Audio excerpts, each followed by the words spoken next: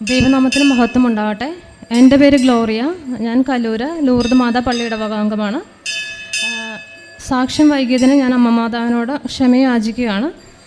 ഞാനൊരു നേഴ്സാണ്. Saudi അറേബ്യയിലാണ് work ചെയ്യുന്നത്. ഞാനിപ്പോൾ 3 വർഷം കൂടിയാണ് നാട്ടിൽ വരുന്നത്.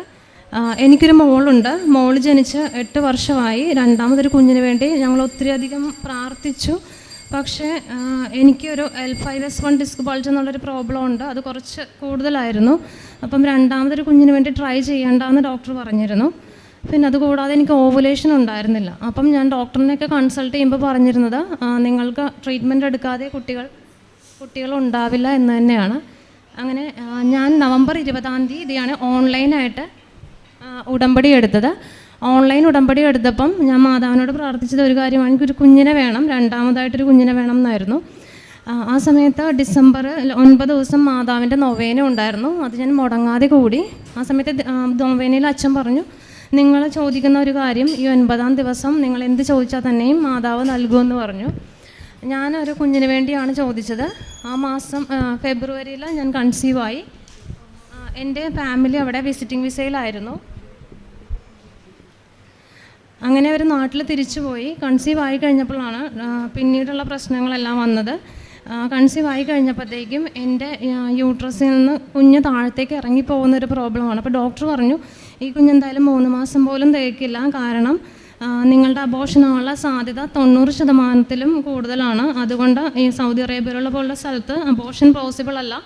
അതുകൊണ്ട് നിങ്ങൾക്ക് ഇപ്പോൾ തന്നെ ഡിസൈഡ് ചെയ്യാം, ഒന്നുമില്ലെങ്കിൽ യൂട്രസ് സർവിക്സ് സ്യൂച്ചർ ചെയ്യാം, എന്നിട്ട് ബെഡ് റെസ്റ്റ് എടുക്കാം. അപ്പോൾ ജോലിക്ക് പ്രോബ്ലം വരും, നിങ്ങൾ തന്നെ ഡിസൈഡ് ചെയ്യാൻ പറഞ്ഞു. അപ്പം ജോലിനെ ബാധിക്കും എന്നുള്ളത് കൊണ്ടിട്ട്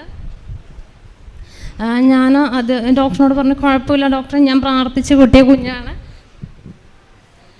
കുഞ്ഞിന് ഒരു കുഴപ്പം ഉണ്ടാവില്ല എന്ന് തന്നെ പറഞ്ഞു.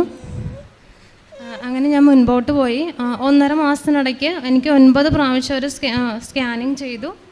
ഓരോ പ്രാവശ്യത്തെ സെർവിക്കൽ ലെങ്ത്തും ഞാൻ ഓരോ സ്കാനിങ്ങിന് പോകുമ്പോഴും എൻ്റെ റൂംമേറ്റിൻ്റെ കയ്യിൽ നിന്ന് ഞാൻ ഉടമ്പടി ഉപ്പ് മേടിച്ച് അത് കഴിച്ചിട്ടാണ് പോകുന്നത്. അപ്പം ഓരോ സ്കാനിങ്ങിലും സെർവിക്സിൻ്റെ ലെങ്ത്ത് കൂടി വന്നു. അങ്ങനെ 5 മന്ത് ആയപ്പോഴത്തേക്കും ഡോക്ടർ പറഞ്ഞു, അപ്പോഴും ഡോക്ടറിനൊരു സംശയമായിരുന്നു. ഡോക്ടർ പറഞ്ഞു, എനിക്ക് ഉറപ്പില്ല, അവരൊരു ഈജിപ്ഷ്യനാണ്, അപ്പോൾ എനിക്ക് ഉറപ്പില്ല, നിൻ്റെ ഇത് അബോർഷനാവാനുള്ള ചാൻസ് കൂടുതലാണ്, അതുകൊണ്ട് നീ എനിക്ക് എന്തെങ്കിലും സംഭവിച്ചു കഴിഞ്ഞാൽ അവർക്കത് പ്രോബ്ലം ആവും, അതുകൊണ്ട് നീ എനിക്ക് കൺസെൻറ്റ് സൈൻ ചെയ്ത് തരണം, അതായത് നീ റെഫ്യൂസ് ചെയ്തിട്ടാണ് എൻസർക്ലേജ് ചെയ്യാത്തതെന്നുള്ളതിന്.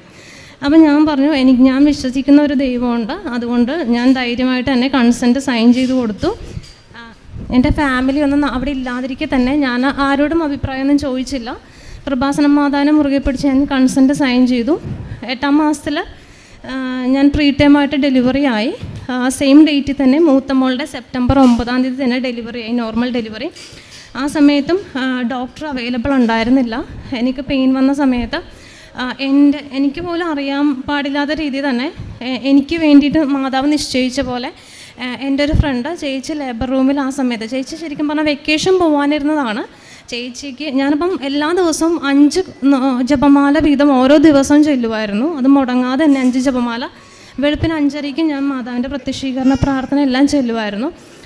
അപ്പം ചേച്ചി എൻ്റെ ഡെലിവറിയുടെ ആ സമയത്ത് അതേ ദിവസം ചേച്ചിയുടെ വെക്കേഷൻ പോസ്റ്റ്പോണ്ടായി. വേറൊരാൾക്ക് വേണ്ടിയിട്ട് ചേച്ചി അന്നത്തെ ദിവസം ഡ്യൂട്ടിക്ക് കയറി.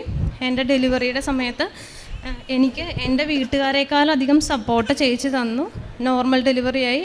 പ്രീ ടൈം ആയിരുന്നെങ്കിൽ കൂടി 2.4 kg കുഞ്ഞിനെ ലഭിച്ചു. ഒരു പ്രശ്നവുമില്ല, ആരോഗ്യമുള്ളൊരു കുഞ്ഞിനെ തന്നെയാണ് കിട്ടിയത്.